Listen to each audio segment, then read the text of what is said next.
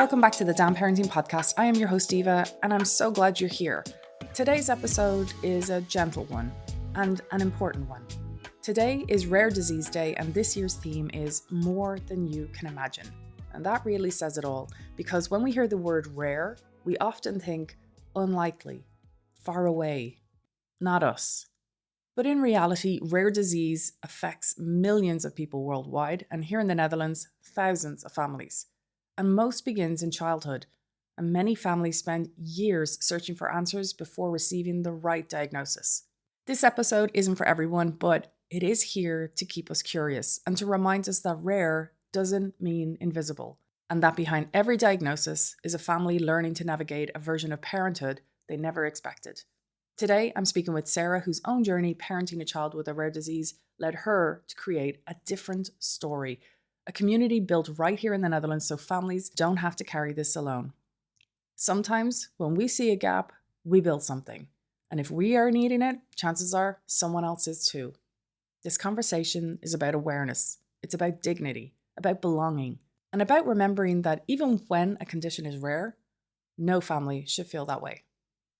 Sarah, welcome. Thank you. Thank you for having me. Well, before we talk about a different story, can you share a little about your own family and the life that you had before the diagnosis yourself? Yes. Feels like a long time ago now, given my son is 12, but I did have a life before him. And of course, before the diagnosis, I was brought up in Texas and moved to the UK to Scotland when I was in grad school. I lived all around the UK for over 10 years, and my son, Iggy, was born in Cambridge. And we moved to the Netherlands when he was 2. And what was the moment you realized that things might be different than you expected? Well, given he was my first child, and I would say, most people would say, and I would also say that I'm a rather laid back mom, I didn't really notice, or I wasn't too caught up on the differences that were there. One of them was that he was walking very late. So he was almost 2 before he walked,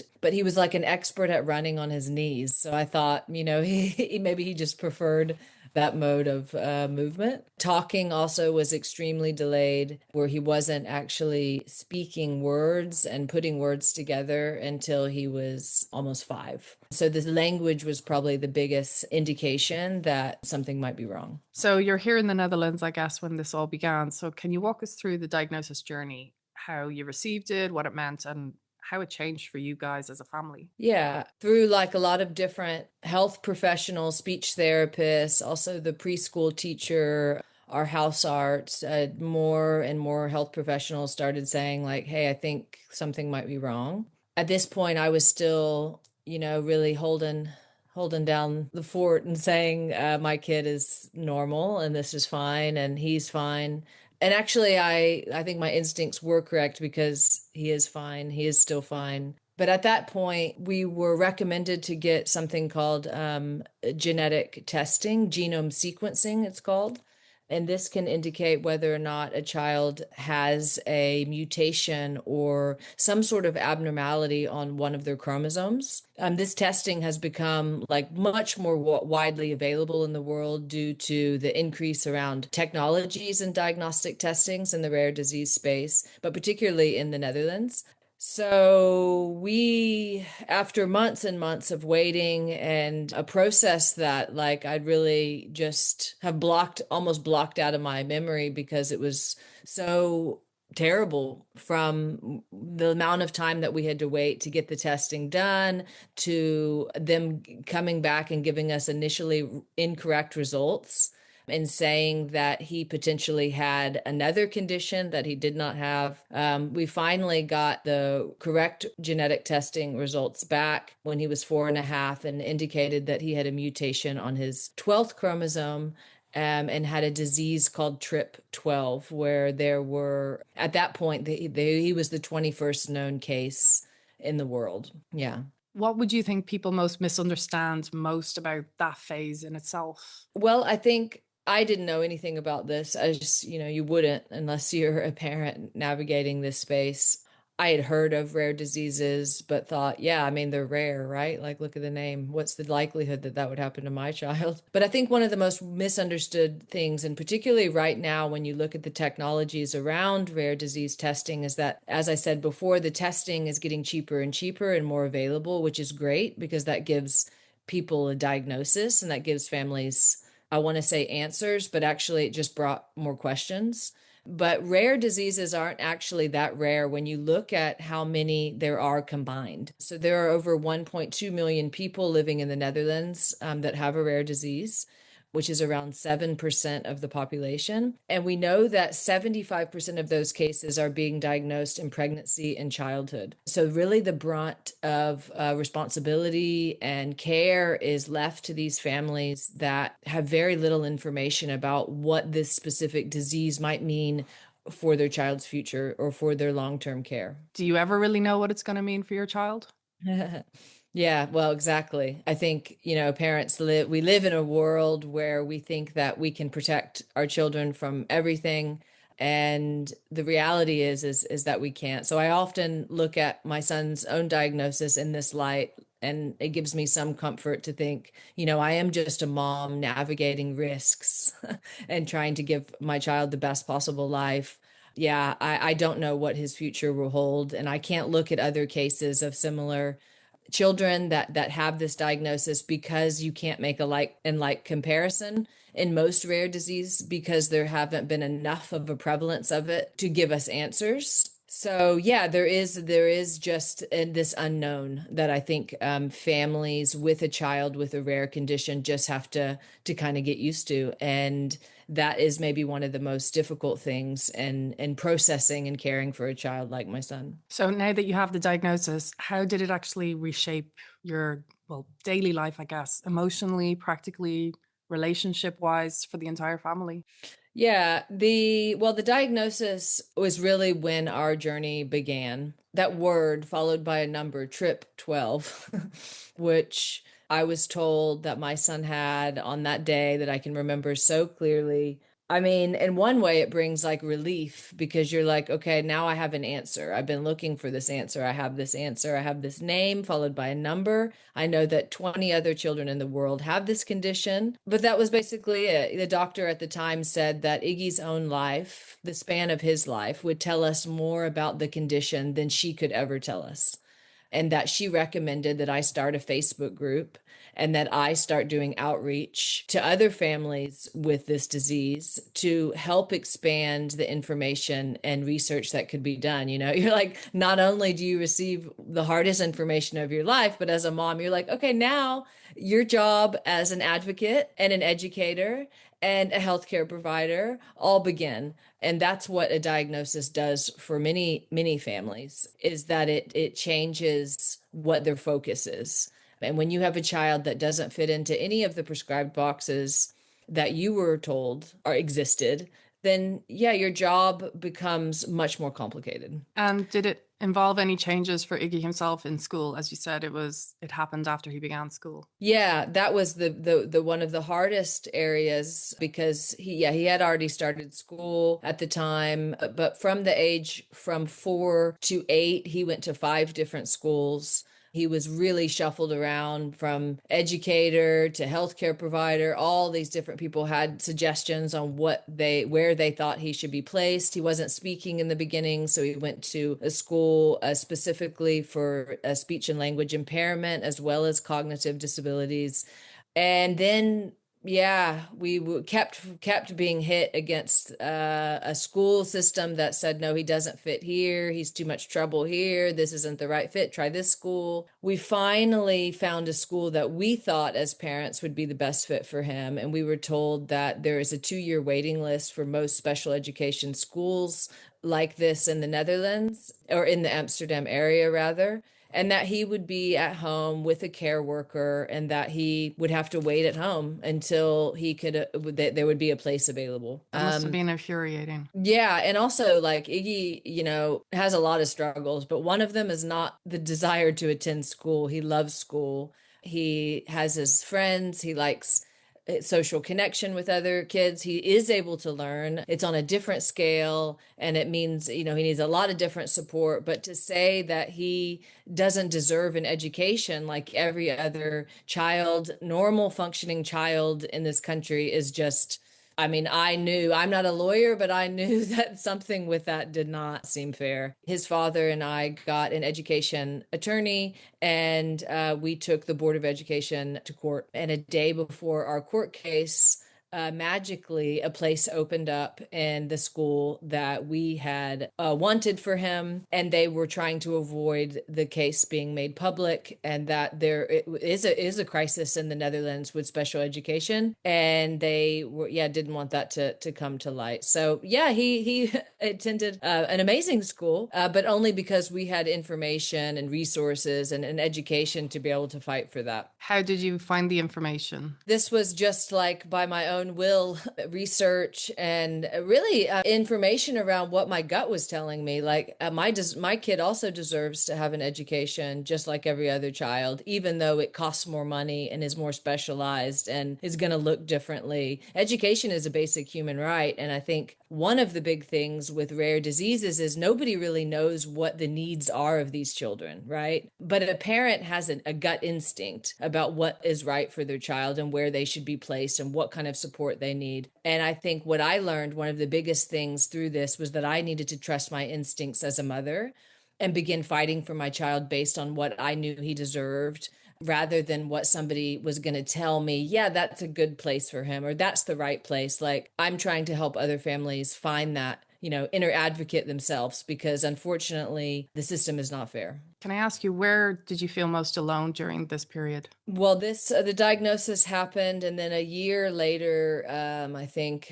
COVID hit, and I think, the hardest part was really just the isolation and shame around having a child that's different and not knowing how to talk about it with people, not him not going to a school in our neighborhood, feeling isolated and alone, like I must be the only mother in the world that has a child with a rare disease and is navigating this space that is just so unknown.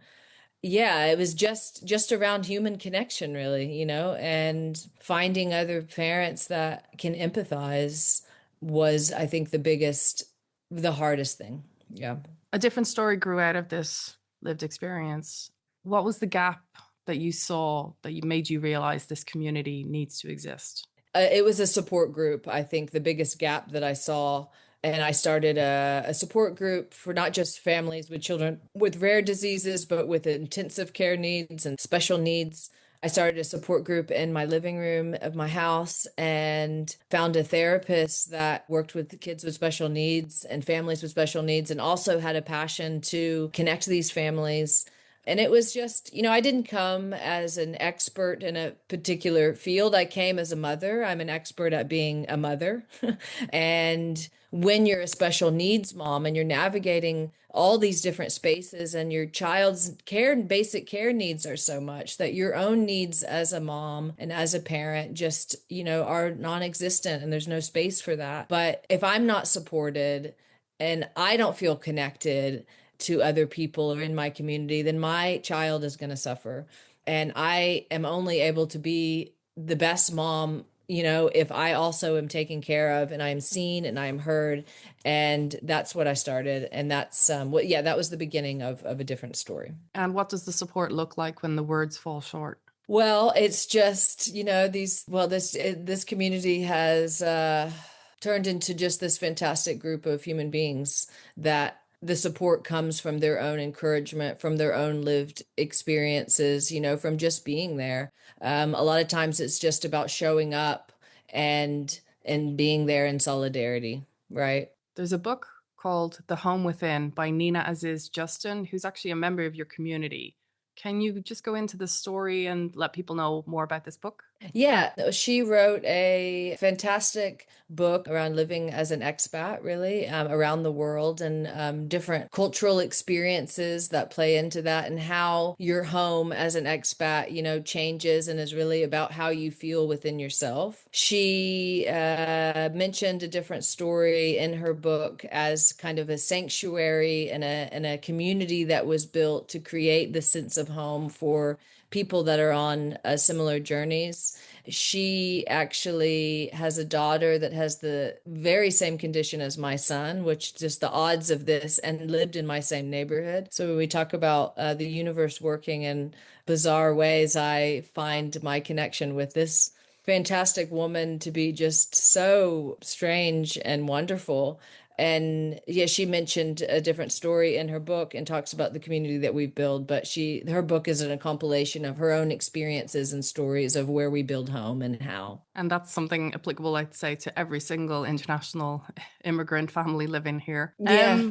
So where is a different story now today? And what do parents find when they enter the space? Well, this last year has been, I'm super proud of. We received our first official funding last year from a biotechnology company that enabled to expand our services. Services being a support group that meets twice a month, once online and once in person. We will be expanding this to more meetings as well. We're now housed in a local Burt House, a community center in West Amsterdam. This is the cornerstone of our work is the support group, but we also now offer activities for children 8 to 16-year-olds, as well as their siblings, as well as, quote, normal functioning children. It's a space where these children come together, are creative, are making friends in their local community. We dance or we make cookies. It's really dependent on the group, but it gives parents a much needed break, which, a child care is difficult to come by when you have a child with intensive care needs. So this space is for the parents to get a break, but also for kids to build their own sense of community in their neighborhood. This is something after school activities are, very, let's say, sparse in special education. So there's not so many opportunities outside of the home. It's not just families that are isolated, but it's also the children themselves. So our approach and what we're trying to do at a different story is how we offer activities and support for the entire family. So the support group meetings also come with quality childcare next door, so the parents can come and have a coffee with other parents and connect, and then rest assured that their children are watched in a space nearby.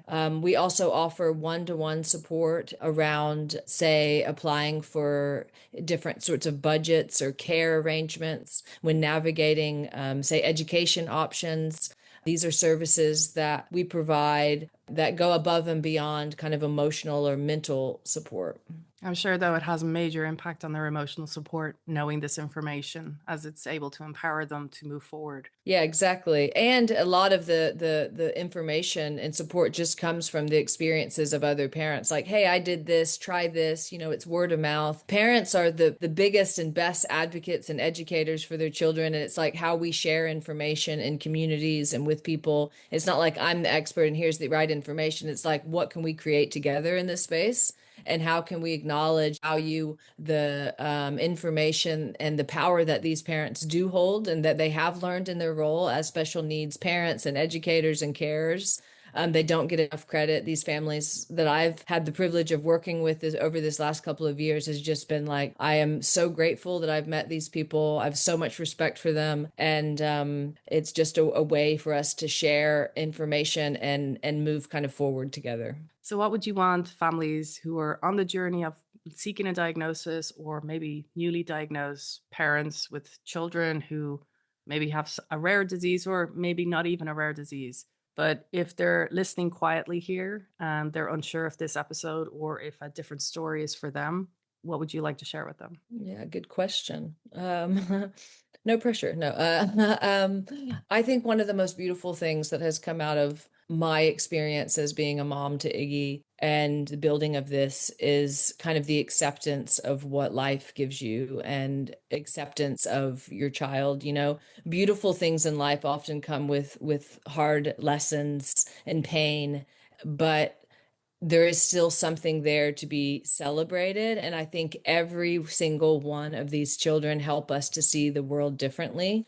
They make it more colorful. They challenge us to think differently about life, about happiness, about love.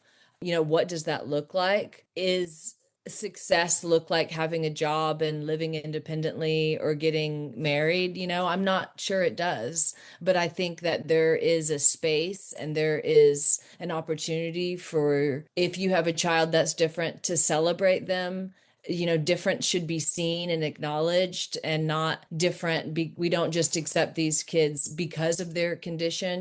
We accept them because this is who they are. It's not just a disease, it's also an identity being different. And I think that this world is a better place because of people like our children, like these children. And if that's the one message that I have learned, or one thing I would like to say, is that it's not always a sad story, and I hope that other parents can find that strength to also celebrate what their child brings. Now, I do also want to bring up, you mentioned that you're partnering with someone who has a lot of experience and vast knowledge in the space that she's helping you with. This, I believe, will be Claudia from the Ludicia group. She has been on the podcast a couple of years ago because, the work is phenomenal that you guys are doing, and her dedication to her work is just inspiring. Would you like to share a little bit more about you guys, how you teamed up, and what she does to help you guys? Yeah, Claudia, is such a fantastic powerhouse of a woman. She walked by my charity window and saw a different story, or it was recommended to her by somebody, I can't remember. We met for a coffee. She was interested in what we were doing, and we both just realized that we had the same kind of vision, and that was to create a community for these special parents. She has a background in family counseling and years of experience of working with these special kids. She's also an art teacher. She brings and opens up a space, that allows parents to share in a supportive, non-judgmental way. Her focus is on positive communication and how we reinforce each other's qualities and our benefits. And we would not have been able to do this without her. And I'm so grateful that I'm grateful now that I can pay her with funding, because she did it for the first year and a half for free. She doesn't even have children. She's just an incredible person. And I'm really excited about what we're going to build together in the future. Well, Sarah, thank you so much for coming on Damn Parenting Podcast to share your story with our community, be it for people with rare disease, as you say, but equally for anyone with children who have different abilities and are basically seeking a community. Thank you. Thank you so much for having me. It's been an absolute honor. So if you're still listening, thank you. Many people fear what they don't understand, and stories like this can feel confronting, and it's because they remind us how fragile and unpredictable life can be. But for the families living this reality every day, silence is far heavier than truth. Today's episode shines a light on a community built not on fixing, but on belonging and on dignity, and on the belief that while we are all created differently, we are equally worthy of care, support, and being seen. So thank you again, Sarah, and thank you to Iggy for trusting us with your story and for creating a different story, a place where no one has to carry this alone. If this episode resonated, or if you know someone who may need it, you'll find links and resources in the show notes and on our Instagram page. You are not alone in this parenthood journey, even when the path looks different than you imagined.